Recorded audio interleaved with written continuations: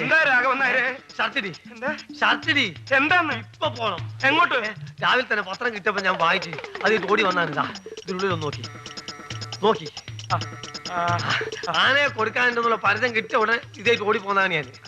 വേഗം പോയി ഷർട്ടിടി. അറിഞ്ഞ സ്ഥിതിക്ക് ഉടനെ പോണെന്ന്. ഇപ്പഴാ പോയി ഷർട്ടിടി. എന്താ എങ്ങോട്ട് പോന്നു? ആരെയാ ചത്തത്? നിന്റെ അച്ഛൻ.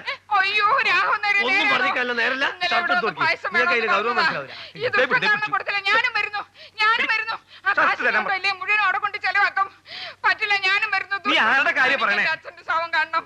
അയ്യോ ഞാൻ വരുന്നു. എന്റെ അച്ഛൻ ചത്തോ? അയ്യോ നിന്റെ അച്ഛൻ ചത്ത കാര്യമല്ല പറഞ്ഞത്, ആനേനെ വാങ്ങണ കാര്യ. ഇയാളെ ആരുടെ മറ്റേ നോക്കിയാണോ?